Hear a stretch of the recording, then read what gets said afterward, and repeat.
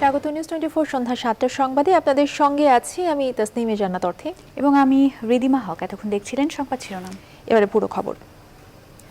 ভাসানচরে নতুন ঘরবাড়ি এবং দালান কোঠায় থাকতে পেরে খুশি রোহিঙ্গারা।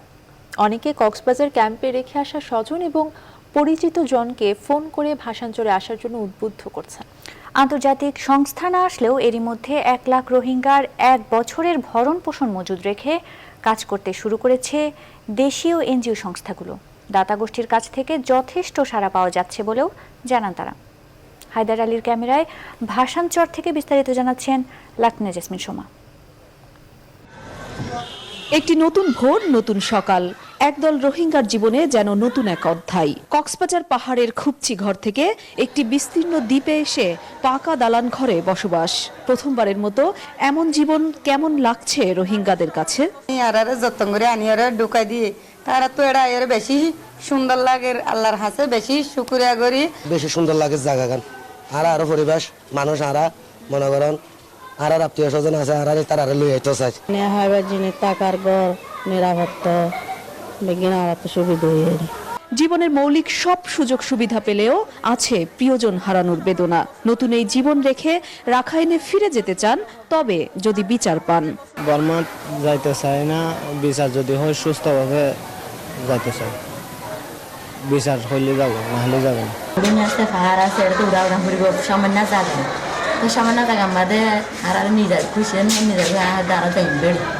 শনিবার ভাসানচরে নতুন আসা রোহিঙ্গাদের ঘর বাড়ি ঘুরে দেখা যায় এক নতুন প্রাণচাঞ্চল্য ফিরেছে নীরব দাঁড়িয়ে থাকা অবকাঠামোগুলোই। কমিউনিটি ক্লিনিকগুলোতে শুরু হয়েছে স্বাস্থ্য সেবা প্রদান। প্রথম 4 দিন নৌবাহিনীর দেওয়া রান্না খাবারের পর নিজেদের চুলা জ্বালাবেন রোহিঙ্গারা। তাদের সেবায় আন্তর্জাতিক সংস্থা না এলেও সব ধরনের সহযোগিতায় প্রস্তুত দেশীয় 22টি এনজিও সংস্থা। দাতা সংস্থার কাছ থেকে সাড়াও মিলছে তাদের। এখানে 1 লাখ রোহিঙ্গা এখানে আসবে, সেটা সরকার আগে থেকে ঘোষণা দিয়েছে। সেভাবে ভাসানচর প্রস্তুত। আমরা 22টা অর্গানাইজেশন আমাদের 1 বছরের 1 লাখ রোহিঙ্গার ব্যাকআপ দেওয়ার মতো প্রস্তুতি আছে। আশা করছি জানুয়ারি থেকে আমরা কিছু ইন্টারন্যাশনাল ডোনার পাবো। এবং আপনারা একটু জ্ঞাতাতে জানিয়ে রাখছি, আমাদের 22টা এনজিওর মধ্যে কিন্তু কয়েকটি ইন্টারন্যাশনাল এজেন্সি আছে। ধাপে ধাপে 1 লাখ রোহিঙ্গাকে ভাসানচরে স্থানান্তরের জন্য সব ধরনের প্রস্তুতি রয়েছে নৌবাহিনীর। প্রথম ধাপের রোহিঙ্গাদের মৌলিক চাহিদা পূরণ এবং সার্বিক সুষ্ঠু ব্যবস্থাপনার উপরই নির্ভর করছে পরের ধাপের রোহিঙ্গারা কবে আসছেন ভাসানচরে। 1 লাখ রোহিঙ্গাকে এখানে সফলভাবে স্থানান্তর করা গেলে এই চর নিয়ে আরো বড় ধরনের পরিকল্পনা রয়েছে সরকারের। সেই সাথে সরকারের এই মিশন সফল হওয়া মানেই আন্তর্জাতিক সম্প্রদায়কে নতুন একটি বার্তা দেওয়া বলেও মনে করছেন অনেকে। লাকমিনা জেসমিন সোমা, নিউজ 24, ভাসানচর, নোয়াখালী। অল্প সময়ে করোনা ভাইরাসে আক্রান্ত চিহ্নিত করতে দেশের 10টি জেলায় করোনার অ্যান্টিজেন টেস্ট শুরু হয়েছে। স্বাস্থ্যমন্ত্রী জাহিদ মালিক শনিবার সকাল 10টায় ভার্চুয়াল এক অনুষ্ঠানের মাধ্যমে এই কার্যক্রমের উদ্বোধন করেন। র্যাপিড অ্যান্টিজেন টেস্টে অতিরিক্ত ফি ধরা হবে না। করোনা সংক্রমণ রোধে অ্যান্টিজেন টেস্ট ভূমিকা রাখবে বলে জানান উদ্বোধনী অনুষ্ঠানের বক্তারা। বিস্তারিত জানাচ্ছেন হাসান পারভেজ। দেশে করোনা সংক্রমণের হার বাড়ায় দ্রুত রোগী শনাক্তের জন্য বিশেষজ্ঞরা অ্যান্টিজেন পরীক্ষার পরামর্শ দেন। গত 17 সেপ্টেম্বর অ্যান্টিজেন পরীক্ষার অনুমোদন দেয় সরকার। তবে প্রায় 2.5 মাস পর শনিবার শুরু হলো করোনার অ্যান্টিজেন পরীক্ষা। যেসব জেলায় পিসিআর ল্যাব নেই কিন্তু সংক্রমণের হার বেশি, এমন 10টি জেলায় অ্যান্টিজেন পরীক্ষা শুরু হয়। জেলা 10টি হলো গাইবান্ধা, মুন্সিগঞ্জ, পঞ্চগড়, মাদারীপুর, ব্রাহ্মণবাড়িয়া, যশোর, মেহেরপুর, সিলেট, জয়পুরহাট ও পটুয়াখালী। শনিবার সকালে যশোর জেলা সদর হাসপাতালের অ্যান্টিজেন পরীক্ষার মধ্য দিয়ে এই কার্যক্রম শুরু হয়। আর এই কার্যক্রম ভার্চুয়াল এক অনুষ্ঠানের মাধ্যমে উদ্বোধন করেন স্বাস্থ্যমন্ত্রী জাহিদ মালিক। পর্যায়ক্রমে যে সমস্ত জেলায় অ্যান্টিজেন টেস্ট বা পিসিআর টেস্টের ব্যবস্থা নাই, আমরা সব জেলায় বাংলাদেশে স্থাপন করে ফেলবো অল্প সময়ের মধ্যেই। উদ্বোধন অনুষ্ঠানে স্বাস্থ্য অধিদপ্তরের অতিরিক্ত মহাপরিচালক মির্জাদি সেব্রিনা ফ্লোরা বলেন, অ্যান্টিজেন পরীক্ষায় কোনো ব্যক্তির যদি নেগেটিভ ফলাফল আসে তাহলে তাকে আবার আরটি-পিসিআর পরীক্ষা করা হবে। কোভিডের লক্ষণ দেখা দেওয়ার 5 থেকে 7 দিনের মধ্যে অ্যান্টিজেন পরীক্ষা করাতে হবে। এর সাথেই পিসিআর পরীক্ষার নমুনাও সংগ্রহ করা হবে। আমরা এই পরীক্ষার জন্য অতিরিক্ত কোনো মূল্য নির্ধারণ করিনি। তার মানে এই নয় যে যাদের পিসিআর র্যাপিড অ্যান্টিজেন টেস্টে পজিটিভ হবে তাদেরটা বিনামূল্য হয়ে যাচ্ছে বা তাদেরটা হচ্ছে তা না, কারণ আমরা নমুনা সংগ্রহ করব কিন্তু দুটো পরীক্ষার জন্যই। সেই জন্য যেই ইতিমধ্যে যেই ফিটি নির্ধারণ করা আছে 100 টাকা, সেই 100 টাকা ফি নির্ধারণের ভিত্তিতে এই পরীক্ষাটি হবে। এক প্রশ্নের জবাবে স্বাস্থ্য সচিব বলেন, একক নয় বহু উৎস থেকে করোনার ভ্যাকসিন সংগ্রহ করবে সরকার। অ্যান্টিজেন টেস্টের পর 20 থেকে 30 মিনিটের মধ্যে ফল পাওয়া যাবে। হাসান পারভেজ, নিউজ 24, ঢাকা। প্রধানমন্ত্রী শেখ হাসিনা বলেছেন, সীমান্তে চোরাচালান, মাদক সহ সব ধরনের অপতৎপরতা বন্ধে বিজিবিকে আধুনিক প্রযুক্তি ব্যবহারের মাধ্যমে ত্রিমাত্রিক বাহিনী হিসেবে গড়ে তোলা হচ্ছে। বিজিবির 95তম ব্যাচের সমাপনী কুচকাওয়াজে এসব কথা বলেন তিনি। এ সময় তিনি বলেন, একমাত্র আওয়ামী লীগ ছাড়া অন্য কোনো সরকারই সীমান্ত সমস্যা সমাধানের উদ্যোগ নেয়নি। শাহলি জয়ের রিপোর্ট। প্রধানমন্ত্রীকে বর্ডার গার্ড বাংলাদেশ বিজিবির 95তম রিক্রুট ব্যাচের সৈনিকদের সমাপনী কুচকাওয়াজ উপলক্ষে চট্টগ্রামের সাতকানিয়ায় border guard training centre and কলেজে এই আয়োজন। ভিডিও কনফারেন্সে যুক্ত হয়ে বিজিবির চৌকশ দলের কুচকাওয়াজের সালাম গ্রহণ করেন প্রধানমন্ত্রী শেখ হাসিনা। সমাপনী কুচকাওয়াজের মাধ্যমে নতুন নিয়োগপ্রাপ্ত 200 নারী সহ প্রায় 2500 জন সদস্য শপথ গ্রহণ করেন। এ সময় জাতির প্রতি দায়বদ্ধ থেকে সেবার মানসিকতা নিয়ে দায়িত্ব পালন করার আহ্বান জানান প্রধানমন্ত্রী। আমাদের স্থল সীমানা চুক্তি জাতির পিতা করে গিয়েছিলেন, কিন্তু 75 পরে যে সরকারগুলি ক্ষমতা এসেছিল, জিয়াউর রহমান, এরশাদ বা খালেদা জিয়া, কেউ কিন্তু আমাদের বর্ডার গার্ডের সমস্যাটা ভারতের সাথে মেটাবার কোনো উদ্যোগ গ্রহণ করেনি। আমি সরকার আসার পর থেকে এই ব্যাপারে উদ্যোগ গ্রহণ করি এবং সেটা আমরা সমাধান করি। তাছাড়া আমাদের বর্ডার গার্ডের সমস্ত এলাকা উন্মুক্ত ছিল, প্রত্যেকটা জায়গায় আমরা নতুন নতুন বর্ডার পোস্ট এখন নির্মাণ করে দিচ্ছি। তিনি বলেন, সীমান্ত রক্ষায় বিজিবিকে আরো আধুনিক করা হয়েছে। আমরা বিজিবিকে এখন একটা ত্রিমাত্রিক বাহিনী হিসেবে গড়ে তুলেছি। হেলিকপ্টার ক্রয় করা হয়েছে, ভালো উন্নত মানের জলযান আমরা নিচ্ছি, কারণ আমাদের নদীমাতৃক দেশ, আমাদের বহু এলাকা বর্ডারের নদী দ্বারা বেষ্টিত। সেই সমস্ত এলাকা যাতে সুরক্ষিত থাকে তার ব্যবস্থা ইতিমধ্যে আমরা নিয়েছি, অর্থাৎ জলে, স্থলে, আকাশপথে সব জায়গায় বিজিবির এখন একটা বিচরণ আছে। শেখ হাসিনা বলেন, দেশের প্রত্যেকটি মানুষকে নিরাপদে রাখতে চায় সরকার। এ লক্ষ্যে করোনার দ্বিতীয় ঢেউ মোকাবেলায় সব ধরনের প্রস্তুতি নেওয়া হয়েছে। শ্রেষ্ঠ বাঙালি শাহ আলী জয়, নিউজ 24, ঢাকা। দেশের করোনা ভাইরাস পরিস্থিতি। দেশে গত 24 ঘন্টায় করোনায় আরও 35 জনের মৃত্যু হয়েছে। এই পর্যন্ত প্রাণহানি 6807 জনের। 24 ঘন্টায় নমুনা পরীক্ষা 13,540টি, এর মধ্যে শনাক্ত 1,888 জন। এ পর্যন্ত মোট শনাক্ত 4,75,879 জন। একদিনে সুস্থ হয়ে বাড়ি ফিরেছেন 2,457 জন। এই পর্যন্ত মোট সুস্থ 3,93,408 জন। শনিবার স্বাস্থ্য অধিদপ্তরের করোনা বিষয়ক নিয়মিত প্রেস বিজ্ঞপ্তিতে এসব তথ্য জানানো হয়।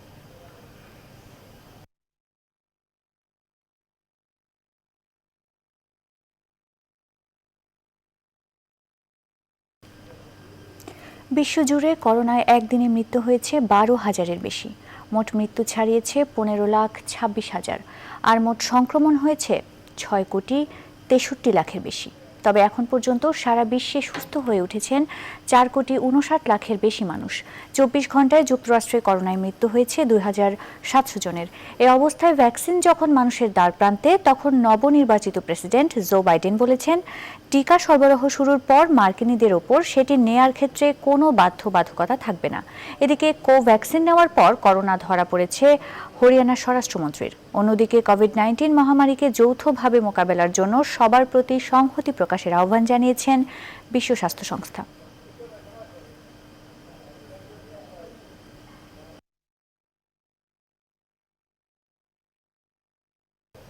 করোনা ভাইরাসের দ্বিতীয় ঢেউ সামলাতে বিদেশ ফেরত যাত্রীদের কোভিড-19 নেগেটিভ সনদ বাধ্যতামূলক করা হয়েছে। বাংলাদেশ বেসামরিক বিমান চলাচল কর্তৃপক্ষের নতুন নির্দেশনায় এই সনদ বাধ্যতামূলক করা হয়। নির্দেশনায় বলা হয়েছে, নেগেটিভ সার্টিফিকেট থাকলেও বাধ্যতামূলক 14 দিনের হোম কোয়ারেন্টাইনে থাকতে হবে বিদেশ ফেরতদের। এই নির্দেশনা বাস্তবায়নে জল, স্থল ও আকাশপথে কঠোর নজরদারি শুরু করেছে কর্তৃপক্ষ। বিস্তারিত আশিকুর রহমান শ্রাবণের প্রতিবেদনে। করোনার দ্বিতীয় ঢেউয়ে আতঙ্কে পুরো বিশ্ব। সেই বাস্তবতায় সতর্কতামূলক ব্যবস্থার অংশ হিসেবে শনিবার থেকে দেশে আসতে চাইলে যাত্রীদের অবশ্যই 72 ঘন্টা আগের করোনা মুক্তির সনদ লাগবে। যেসব যাত্রী সনদ জোগাড় করতে পারবেন না, তাদের টিকিট, ভিসা থাকলেও বোর্ডিং কার্ড ইস্যু করবে না সংশ্লিষ্ট এয়ারলাইন্স। নেগেটিভ সার্টিফিকেট নিয়ে 72 ঘন্টার ভিতরে বাংলাদেশে ঢুকবে। প্রত্যেকটা এয়ারপোর্টে তো স্বাস্থ্য বিভাগের লোকজন আছেন, তারা সেটা দেখছেন, ইমিগ্রেশন আছেন, তারা এটা চেক করে দেখছেন। যারা এটা নিয়ে আসবে না তারা কোয়ারেন্টাইনে চলে যাবে, প্রাতিষ্ঠানিক কোয়ারেন্টাইন। সিদ্ধান্ত বাস্তবায়নে দেশের সব নৌ, বিমান এবং স্থল বন্দরে বাড়তি সতর্কতায় কর্তৃপক্ষ। করোনা টেস্ট দিয়েছি, 1700 টাকা নিয়েছে, 12 ঘন্টার পরে রিপোর্ট দিয়েছে। করোনা টেস্ট করে আইসি, সার্টিফিকেট দিয়ে দিছে, আর আপনার 12 ঘন্টার মধ্যে করোনা সার্টিফিকেট দিয়ে দিছে আর কি। বিমানবন্দরে আসছি পরে এখানে শ্রম মন্ত্রণালয় আছে, এখানে কাগজপাতি জমা দিছি, দেওয়ার পরে আমরা ইমিগ্রেশন হয়েছে, সব কিছু হয়েছে, পরে আইলাম আর কি। হযরত শাহজালাল আন্তর্জাতিক বিমানবন্দরের পরিচালক জানান, এরই মধ্যে বিভিন্ন এয়ারলাইন্স ও সংশ্লিষ্ট সংস্থার কাছে নতুন নির্দেশনা পাঠানো হয়েছে। সার্টিফিকেট নিয়ে আসার পরে তাদের অ্যারাইভেলের স্বাস্থ্য পরীক্ষা হবে। যদি কোনো সিমটমস না পাওয়া যায় তাহলে তারা বাধ্যতামূলক হোম কোয়ারেন্টাইনে যাবে 14 দিন। আর যদি কোনো সিমটম পাওয়া যায় বা কোভিড আবার এখানে এসে যদি শনাক্ত হয়, সেক্ষেত্রে তাদেরকে আমাদের গভর্নমেন্ট অথরাইজড যে হসপিটাল আছে সেই হসপিটালগুলোতে পাঠানো হবে। বিদেশগামী যাত্রীদের করোনা নেগেটিভ সনদ বাধ্যতামূলক থাকলেও বিদেশ ফেরত বাংলাদেশি পাসপোর্টধারী যাত্রীদের ক্ষেত্রে কড়াকড়ি ছিল না। করোনার দ্বিতীয় ঢেউ ঠেকাতে এই ব্যবস্থা নিয়েছে কর্তৃপক্ষ। শুধুমাত্র বাংলাদেশি ওয়ার্কার যারা বাইরে কাজ করে তাদের ক্ষেত্রে একটু শিথিলতা আছে। অনেক জায়গাতেই হয়তো পিসিআর টেস্ট ফ্যাসিলিটি পর্যাপ্ত না। সেসব দেশ থেকে যদি আসে এবং সে যদি বাংলাদেশি ওয়ার্কার হয়, সেক্ষেত্রে সে অন্য সার্টিফিকেট নিয়ে আসলেও অ্যাকসেপ্টেড হবে, লাইক অ্যান্টিজেন টেস্ট অথবা অন্য কোনো সমতুল্য টেস্ট। আশিকুর রহমান শ্রাবণ, নিউজ 24, ঢাকা। কুষ্টিয়া শহরের 5 রাস্তার মোড়ে নির্মাণাধীন বঙ্গবন্ধুর ভাস্কর্যে ভাঙচুর করেছে দুর্বৃত্তরা। গেল রাতের কোনো এক সময় ভাস্কর্যের মুখে ও হাতের অংশে ভাঙচুর করা হয়। এর প্রতিবাদে শনিবার ভাস্কর্য চত্বরে বিক্ষোভ করেছে জেলা শ্রমিক লীগের নেতৃবৃন্দ। বঙ্গবন্ধুর জন্ম শতবর্ষ উপলক্ষে চলতি বছর ভাস্কর্যটির নির্মাণ কাজ শুরু করে পৌর কর্তৃপক্ষ। নির্মাণ কাজের প্রায় 75% কাজ শেষ হয়েছে। কুষ্টিয়ার police super SM Tanvir Arafat জানিয়েছেন, অপরাধীদের শনাক্তের চেষ্টা চলছে, শিগগিরই তাদের আইনের আওতায় আনা হবে।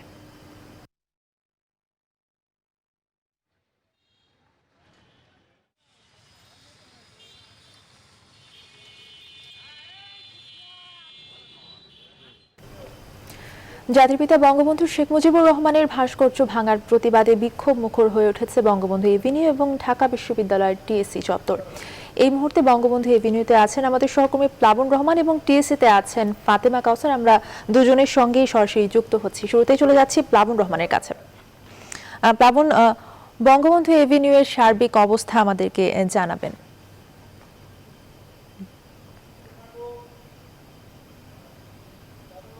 বঙ্গবন্ধুর ভাস্কর্য ভাঙা প্রতিবাদে আসলে বিক্ষোভ মিছিল হচ্ছে। আমি এখন দাঁড়িয়ে আছি বঙ্গবন্ধু এভিনিউয়ের পাশে যে প্রদক্ষিণ সড়ক রয়েছে, সেই সড়ক আসলে প্রদক্ষিণ করছেন ঢাকা মহানগর দক্ষিণ আওয়ামী লীগের পক্ষ থেকে। এবং এই ঢাকা মহানগর দক্ষিণ আওয়ামী লীগের নেতাকর্মীরা রয়েছেন এখানে, উচ্চ পর্যায়ের নেতৃবৃন্দ এখানে রয়েছেন এবং ঢাকা শহরের বিভিন্ন জায়গা থেকে কিন্তু নেতৃবৃন্দরা এখানে এসেছেন, নেতাকর্মীরা এখানে এসেছেন।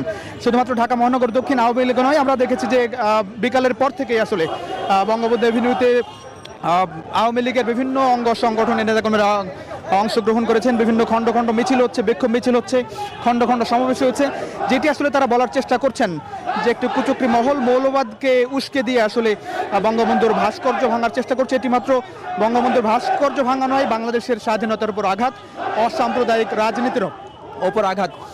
তারা আসলে আগামীকাল বিভিন্ন রকম কর্মসূচি দিচ্ছেন এবং এই ঢাকা মহানগর দক্ষিণ আওয়ামী লীগের পাশাপাশি কিছুক্ষণ পরে এখানে বাংলাদেশ ছাত্রলীগের পক্ষ থেকে আসলে মিছিল হওয়ার কথা রয়েছে। এবং সব মিলিয়ে আমরা যেমনটা আসলে দেখতে পাচ্ছি যে সময় আসলে যতই গড়াচ্ছে ততই কিন্তু নেতাকর্মীদের পদচারণায় মুখর হচ্ছে। সবচেয়ে বড় বিষয়, তারা যেটি বলার চেষ্টা করছেন, এখন পর্যন্ত আওয়ামী লীগের নেতৃবৃন্দের, উচ্চ পর্যায়ের নেতৃবৃন্দের নির্দেশে তারা এখন পর্যন্ত শান্তিপূর্ণ কর্মসূচিতে আছেন। তবে যদি যারা কুচক্রী মহল রয়েছেন তারা যদি এরকম বঙ্গবন্ধুর ভাস্কর্য ভাঙার চেষ্টা করেন, আরও যদি এরকম কর্মতৎপরতা চালাতে থাকেন তাহলে তারা আসলে রাজপথে আন্দোলনে নামবেন। কোনোভাবেই আসলে তাদের বরদাস্ত করা হবে না বলে তারা জানাচ্ছেন এবং তারা দ্রুত যারা কুষ্টিয়ায় বঙ্গবন্ধুর ভাস্কর্য ভাঙার চেষ্টা করেছে, ভাস্কর্য ভেঙেছে, তাদের দ্রুত আইনের আওতায় আনার দাবি তারা এখান থেকে জানাচ্ছেন। জানিয়ে রাখতে চাই যে আসলে বিভিন্ন অঙ্গ সংগঠন এখানে জড়ো হচ্ছে, মিছিল হচ্ছে খণ্ড খণ্ড। বাংলাদেশ ছাত্রলীগের পক্ষ থেকে মিছিল হওয়ার কথা রয়েছে, কৃষক লীগ এখানে জড়ো হচ্ছে, স্বেচ্ছাসেবক লীগ এখানে জড়ো হচ্ছে। সব মিলিয়ে আসলে নেতাকর্মীদের পদচারণায় মুখর এই বঙ্গবন্ধু এভিনিউ এলাকা। আমরা চলে যেতে চাই, আমাদের সহকর্মী আছেন ঢাকা বিশ্ববিদ্যালয় এলাকায় ফাতেমা কাউসার, চলে যেতে চাই সেখানে।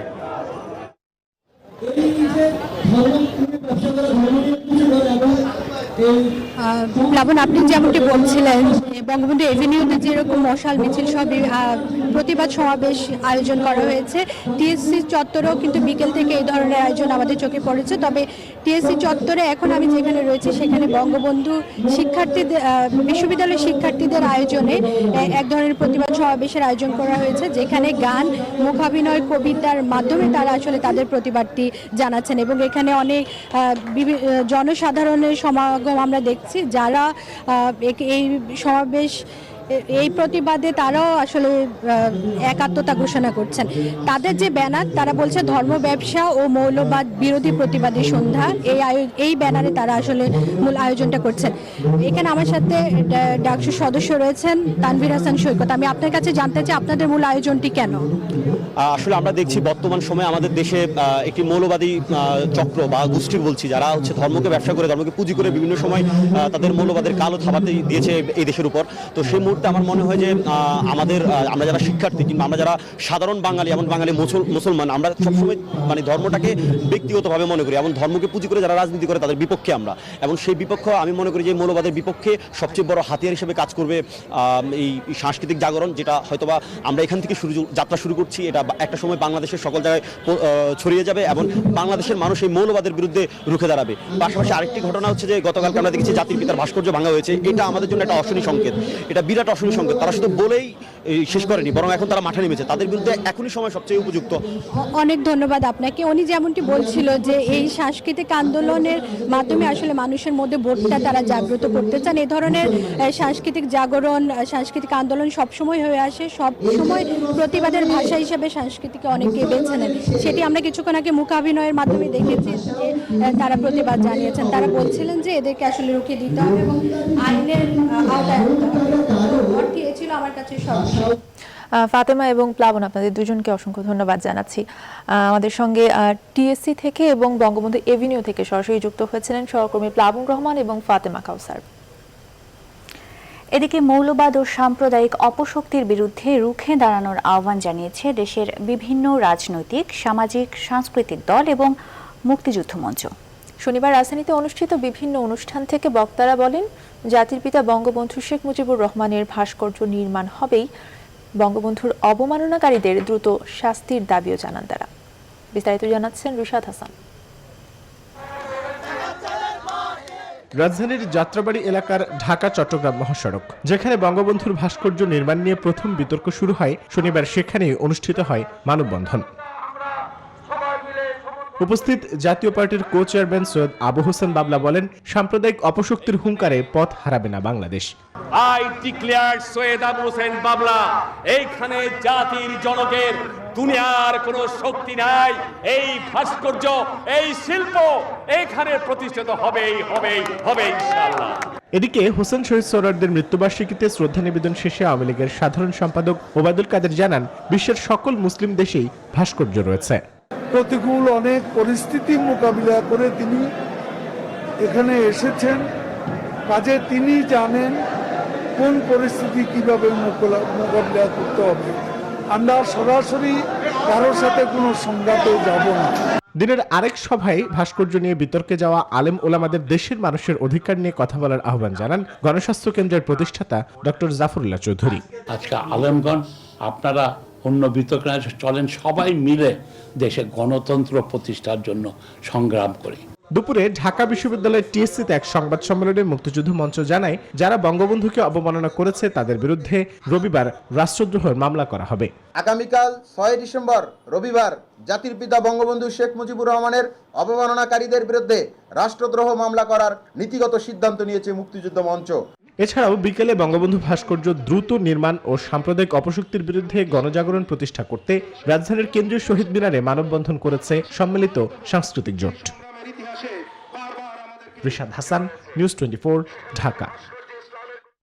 সন্ধ্যা সংবাদের সময় হলো বিরতির। ফিরছে আরো খবর নিয়ে, সঙ্গেই থাকুন। আবারও স্বাগত। দেখছেন নিউজ 24 সন্ধ্যা সংবাদ। নির্বাচন বা গণতান্ত্রিক পদ্ধতি নয়, সরকারের বিদায় ঘটবে গণ আন্দোলনে, মনে করেন নাগরিক ঐক্যের আহ্বায়ক মাহমুদুর রহমান মান্না। তিনি বলছেন, অন্যায়ের মাত্রা এতটাই তীব্র, মানুষ সরকারের পতনের আন্দোলনের জন্য বিএনপি বা প্রথাগত কোনো বিরোধী দলের নেতৃত্বের উপরও ভরসা রাখে না। তার আক্ষেপ, আমেরিকায় নির্বাচন হয়, চীন ভারত যুদ্ধ করে, কিন্তু বাংলাদেশেই করোনার ছুতায় রাজনীতিকরা ঘরে বসে থাকে। বিস্তারিত তৌহিদ শান্তর প্রতিবেদনে। জাসদ নেতা, পরে ডাকসুর ভিপি, ছিলেন আওয়ামী লীগের সাংগঠনিক সম্পাদক পদেও। মাহমুদুর রহমান মান্নার এসব পরিচয় এখন অতীত। বর্তমান হলো তিনি নাগরিক ঐক্যের আহ্বায়ক, যিনি সরকারের সমালোচনায় বরাবরই নির্দয়। সহ্য 29 তারিখ পর্যন্ত করব, 30 তারিখে সহ্য করব না। তার আশঙ্কা, বিনামূল্যে করোনা ভ্যাকসিন দেওয়ার কথা বললেও আসলে কূটনৈতিক ব্যর্থতায় সরকারের এই পুরো প্রক্রিয়াই ভেস্তে যাবে। এই ভ্যাকসিন যখন প্রোডাকশন প্রসেসে গেছে, তখন থেকে যে লবিংটা আমার করা দরকার ছিল, যে রিপোর্টটা আমার করা দরকার ছিল, সেটা আমি করি নাই। এখন দেখা যাচ্ছে যে ফাইজার বা মডার্না তারাই সবচাইতে আগে দিচ্ছে এবং তারাই সবচাইতে ডিপেন্ডেবল। বলছেন, ভোট, নির্বাচন, গণতন্ত্র নিয়ে তারা রাজনীতিবিদরা কথা বললেও মানুষ এখন আর ওসব নিয়ে ভাবে না। অন্যায়ের মাত্রাটা এত তীব্র যে আমরা পারি বা না পারি, মানুষ দেখে শুনে প্রায় ধৈর্যের বাইরে চলে গেছে, তারা এই সরকারকে সহ্য করতে চায় না। সেটা আমাদের সম্মিলিত রাজনীতির ফসল। সো নির্বাচন দিয়ে না, মানুষ নিজেরা জাগবে এবং পথে আসবে, সেটা দিয়েই স্বৈরতন্ত্রের পতন হবে। সরকারের অনিয়ম, দুর্নীতির বিরুদ্ধে সরব প্রতিবাদ আর মানুষের অধিকার প্রতিষ্ঠা, এই দুটোতেই নিজেদের ব্যর্থতার কথাও স্বীকার করলেন। আর একটা ধরেন, আমি তো ওদের কারো বক্তৃতা শুনেছি, ভাই এত বড় জুলুম অত্যাচার আল্লাহ সহ্য করবে না। আমেরিকায় ইলেকশন হয়েছে, ব্ল্যাক লাইফ ম্যাটার সমগ্র ইউরোপে মিছিল হয়েছে, চীন ভারতের মধ্যে যুদ্ধ হচ্ছে। বাংলাদেশে আমরা করোনার কারণে গণতন্ত্রের কথা বলতে পারবো না। করোনা আছে বলে রাজনীতি থাকবে না, এটা তো হবে না, কারণ রাজনীতি থাকবেই। ঠিক এই মুহূর্তে প্রশাসনের উপর সরকারের প্রভাব আছে কিনা এ নিয়েও প্রশ্ন তোলেন মান্না। এরকম হঠাৎ রাতারাতি পেঁয়াজের দাম এত বাড়বে, রাতারাতি মরিচের দাম এত বাড়বে, আলুর দাম এত বেড়ে যাবে। সিন্ডিকেট একটা আছে, সিন্ডিকেটকে গভর্নমেন্ট টাচ করতে পারে না। এখন বলছে বেগম পাড়াতে সব আমলারা গিয়ে বাড়ি করেছে। কোন কোন আমলা বলুন?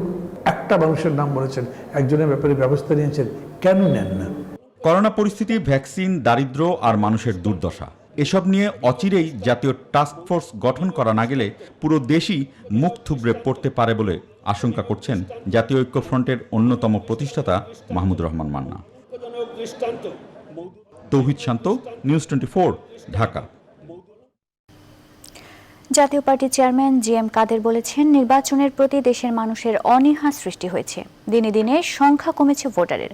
শনিবার দুপুরে রাজধানীর বনানী জাপা চেয়ারম্যানের কার্যালয়ে জাতীয় পার্টি খুলনা বিভাগ আয়োজিত তৃণমূলের নেতৃত্ব নির্বাচন বিষয়ক কর্মশালার উদ্বোধনী অনুষ্ঠানে তিনি এসব কথা বলেন। নির্বাচন ব্যবস্থার যে আগে যেটা উৎসব মুখর একটা পরিবেশ ছিল, রাজনীতিতে একটা প্রাণ চঞ্চলতা ছিল নির্বাচনকে ঘিরে, এই জিনিসটি হারিয়ে গেলে রাজনৈতিক দলগুলি, অনেকগুলি দলই হয়ে গেছেন, বাকি যারা আছেন তারাও হয়ে যাবেন কয়েকদিন পরে। সাইনবোর্ড সর্বস্ব, নেতা সর্বস্ব দল। অনুষ্ঠিত হয়ে গেল সড়ক ও জনপথ প্রকৌশলী সমিতির প্রথম দ্বিবার্ষিক সম্মেলন ও 30তম বার্ষিক সাধারণ সভা। শনিবার রাজধানীর তেজগাঁ সড়ক ও জনপথ অধিদপ্তরের এই সম্মেলন অনুষ্ঠিত হয়। এ সময় ভার্চুয়াল প্ল্যাটফর্মে অনুষ্ঠানের উদ্বোধন করেন সড়ক পরিবহন ও সেতুমন্ত্রী ওবায়দুল কাদের। এতে বিশেষ অতিথি ছিলেন সড়ক পরিবহন ও মহাসড়ক বিভাগের সচিব নজরুল ইসলাম এবং সড়ক ও জনপথ অধিদপ্তরের প্রধান প্রকৌশলী কাজী শাহরিয়ার হোসেন। পরে অনলাইন ভোটের মাধ্যমে সড়ক ও জনপদ প্রকৌশলী সমিতি নির্বাচনে অংশ নেন দেশের বিভিন্ন জেলার প্রকৌশলীরা। সংবাদের সময় হলো আরও একটা বিরতি, সঙ্গে থাকুন। রাজশাহীতে ধর্ষণ মামলায় 8 বছর ধরে কারাবন্দী দিলীপ খালকোর সঙ্গে বিয়ে হয়েছে ধর্ষণের শিকার ওই নারীর। হাইকোর্টের নির্দেশে শনিবার দুপুরে রাজশাহী কেন্দ্রীয় কারাগারে তাদের বিয়ের আনুষ্ঠানিকতা সম্পন্ন হয়। এ সময় দুই পরিবারের সদস্যরা ছাড়াও ধর্ষণের ফলে জন্ম নেওয়া তাদের 8 বছর বয়সী ছেলেটিও উপস্থিত ছিলেন। বিয়ের আনুষ্ঠানিকতা শেষে সিনিয়র জেল সুপার কনেকে একটি নতুন শাড়ি উপহার দেন। এবারে ফার্স্ট সিকিউরিটি ইসলামী ব্যাংক অর্থ বাণিজ্যের সংবাদ।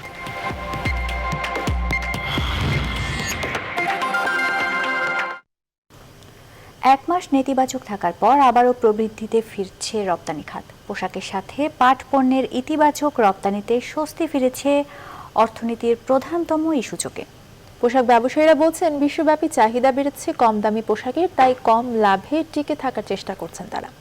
আর বিশেষজ্ঞরা বলছেন, নতুন বছরে ব্যবসায়ী সংগঠন ও সরকারের উচিত ক্রেতাদের সাথে আরও শক্তিশালী সম্পর্ক তৈরি করা। সুলতান আহমেদের রিপোর্ট। মার্চ মাস থেকে করোনা মহামারী হানা দেওয়ার পর এপ্রিলে খাদের কিনারে পড়ে রপ্তানি আয়। সেই মাসে রপ্তানি হয়েছিল মাত্র $52 কোটি। তবে জুলাই থেকে আবারও ঘুরে দাঁড়াতে থাকে বাংলাদেশের অর্থনীতির অন্যতম প্রাণশক্তি রপ্তানি খাত। অক্টোবরে করোনার দ্বিতীয় ধাপে এসে কিছুটা হোঁচট খেলেও নভেম্বরে আবার ইতিবাচক ধারায় ফিরেছে রপ্তানি আয়। শুধু নভেম্বরে বাংলাদেশ থেকে মোট রপ্তানি হয়েছে $308 কোটি, যা গেল বছরের একই সময়ের চেয়ে 0.76% বেশি।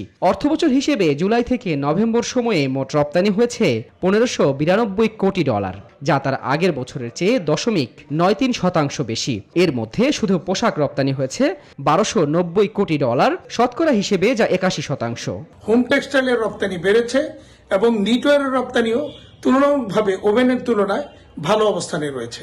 এই সময় যে অধিকাংশ মানুষ বাসায় বসে অফিস করেছে, ফলে ফর্মাল ড্রেসের প্রয়োজনীয়তা বা বেচাকিনা কম হয়েছে।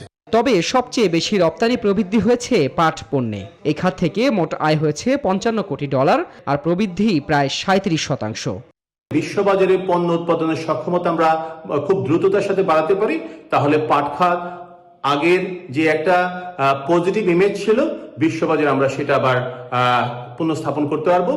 মহামারীর সময়ে লাভের হিসেব না করে বেশি অর্ডার আনার তাগিদ দিচ্ছেন বিশেষজ্ঞরা। প্রচলিত অপ্রচলিত পণ্যের অর্ডার যাতে আগামীতে আমাদের দেশে তারা আরো বেশি করে দেন, সেই লক্ষ্যে আসলে আমাদের কূটনৈতিক তৎপরতা অব্যাহত রাখা দরকার। তবে কোনোভাবেই স্বস্তি ফিরছে না চামড়া রপ্তানিতে। জুলাই নভেম্বর সময়েও এই খাতে নেতিবাচক প্রবৃদ্ধি হয়েছে প্রায় 9%। সুলতান আহমেদ, নিউজ 24, ঢাকা। আন্তর্জাতিক প্রসঙ্গ। আরও বেশি ইউরেনিয়াম মজুদ বৃদ্ধি করতে এবার মাটির নিচে প্ল্যান্টে কয়েকশো অত্যাধুনিক সেন্ট্রিফিউজ বসানোর পরিকল্পনা করেছে ইরান। শুক্রবার দেশটির আন্তর্জাতিক আণবিক শক্তি সংস্থা এই কথা জানিয়েছে। এদিকে মার্কিন পররাষ্ট্রমন্ত্রী মাইক পম্পেও বাহরাইনে আয়োজিত IISS মানামা ডায়ালগে বলেছেন, ইরান তাদের ওপর থেকে নিষেধাজ্ঞা তুলে নিতে মরিয়া হয়ে যুক্তরাষ্ট্রের সঙ্গে আলোচনার টেবিলে আসতে চাইছে। সময় হলো আরও একটি বিরতির, সাথেই থাকুন।